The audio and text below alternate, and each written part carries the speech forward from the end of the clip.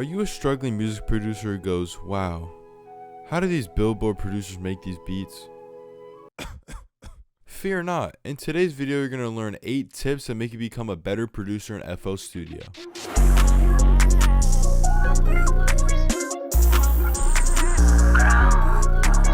So we got tip 1, live recorded automation. So basically this is just recording automation through this little record button here. So to do this, you want to first open up a new pattern. So I'll just pick pattern 12 to begin with. And I'm just going to highlight my area I want to automate.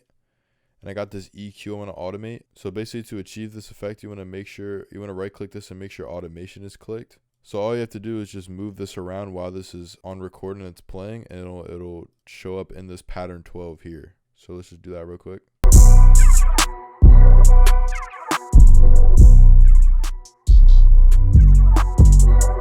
Basically all it is right there, and then we're gonna play it.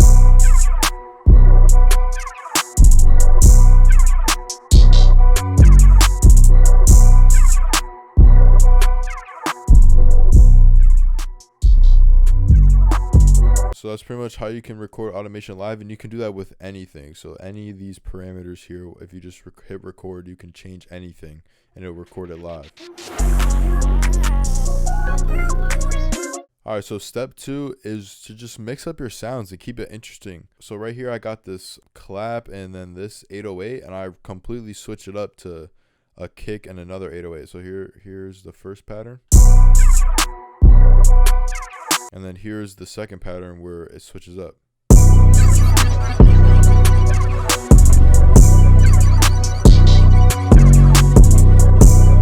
So yeah, just completely different, but it adds so much more to the beat. It's literally just the same pattern, just copied over to a different sound and adding a kick. And it really just adds so much to the beat. And for example, this little verse section, I changed up the clap to a snare. So this is how it is.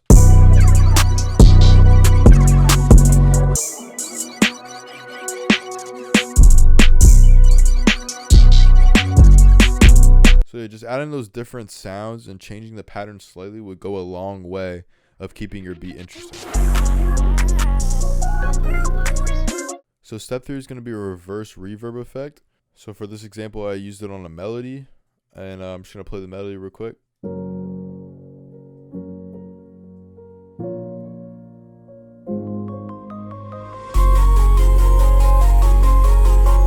So basically this is the reverse reverb right here.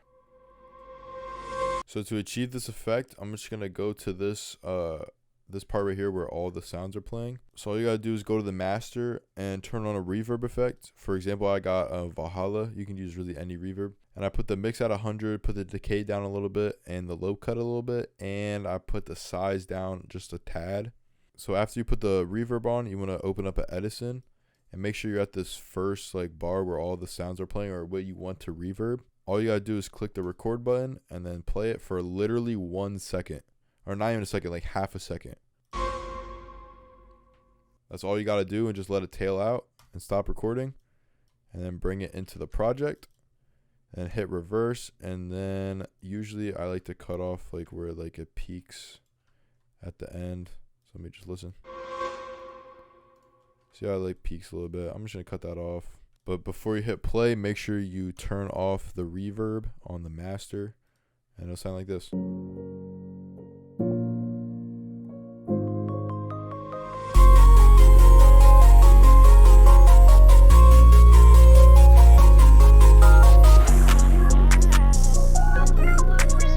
Alright, so here we go. Step 4 is going to be some major sauce. This is some master sauce for your beats. And this will just add a lot more presence to the whole beat in general and add more energy. All I have on the master is a soft clipper. Just regular soft clipper in FL Studio. And then this is some sauce right here. And then this is where you kind of add life into the beat with this EQ here. All this is doing is boosting the high frequencies by 61% at the 6,000 hertz range. And so I'm just going to flick it on and off while the beat's playing. You're going to see the real difference of the master effect.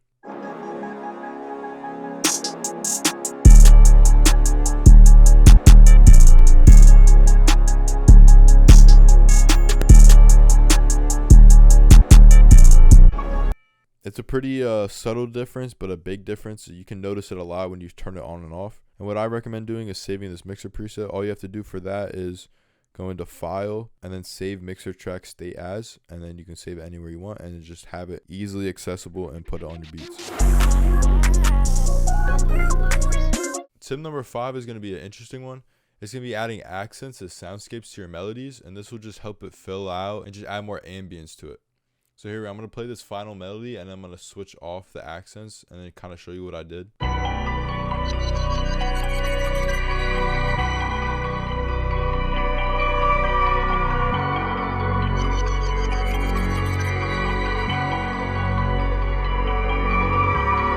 So that's the melody with the accents, and I'm going to take them off and see how it sounds.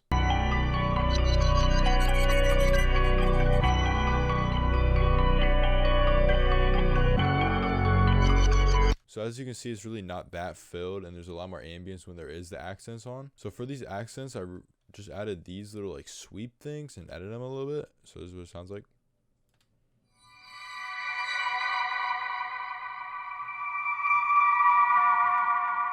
So yeah, as you can tell, it's very ambient. So what I did was just add some EQ, some reverb, and some delay, and it really just goes a long way. Where I got these accents from is from Logan Pekelko's Accent Essentials Bank. I'm pretty sure this is completely free, and I'll have it in the description. I definitely want to download this just to kind of level up your melodies, add more ambience to it, make it more full.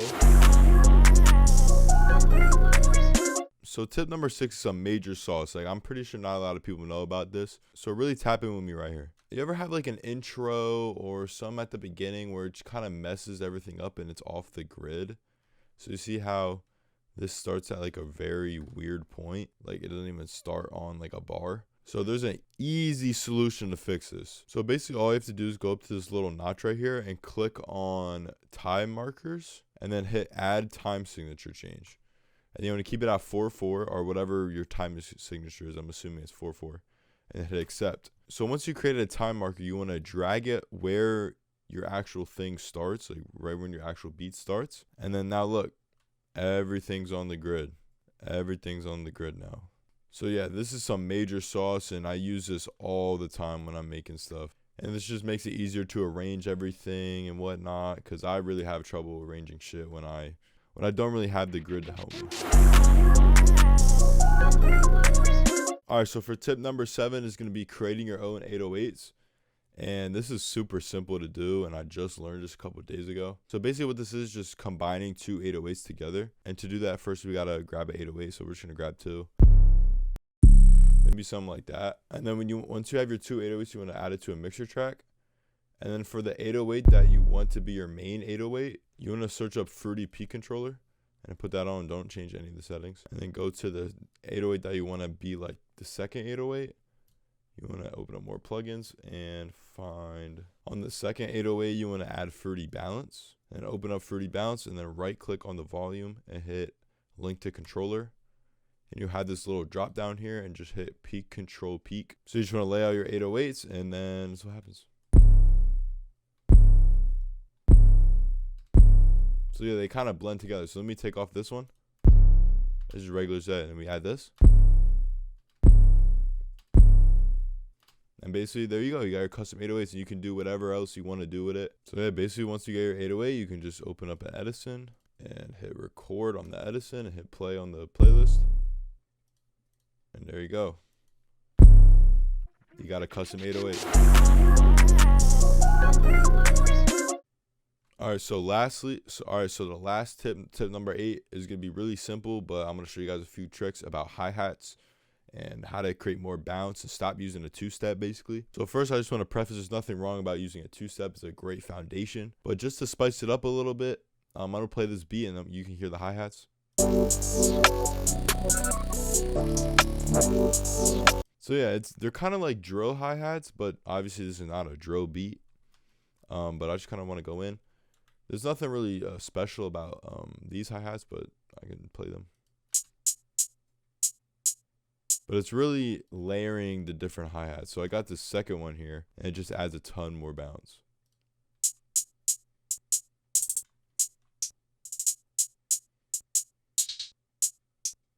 So some of my favorite rolls to do are going into this 1/3 and kind of placing the notes like this. And it really just sounds nice, especially around the 140 BPM mark. And then even this too, going in the 1/3 and kind of swelling it into the other hi-hat. And this really just helps for creating bounce. Like, this beat sounds so much better. So what if I just take this one off? I'll play the drop with it. I'm gonna flick it on and off.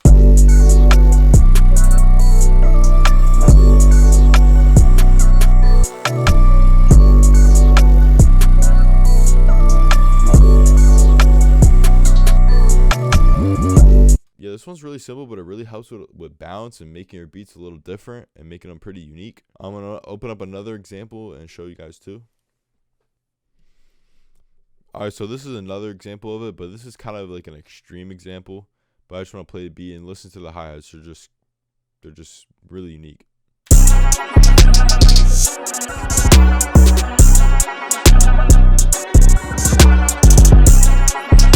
So basically what I did with this hi-hat was first just create like a really fire bounce with it. So let me just play it. Like, that's pretty fire. And then I literally copy and pasted it and pitched it down an octave and slightly offsetted it. And it kind of creates this like really cool like lower toned effect. And by the way, I also lowered these velocities a lot. So this is what it sounds like. The hi-hats are like speaking to me right now. Like, this is just fire. And with context with the beat, it's just so tough. Alright, so that's pretty much it for the video. I hope y'all enjoyed. I'm thinking about making a video going over intros and how to start your beats so it captures an artist's attention. If y'all want to see that, just leave a like. Let me know some of your favorite tips in the comments. If y'all enjoyed it, make sure you like and check out my Instagram. I'll be posting stuff on there sometimes. I'm going to be releasing 2 new kits. So a loop kit with my boy Regas and RL. And I'm also going to be dropping a drum kit and probably like the next month, and it's super fire. Like, a bunch of unique stuff and a bunch of really go-to sounds. And I've been working on it for a while now. So yeah, I hope you guys enjoy, and I'll see y'all in the next one.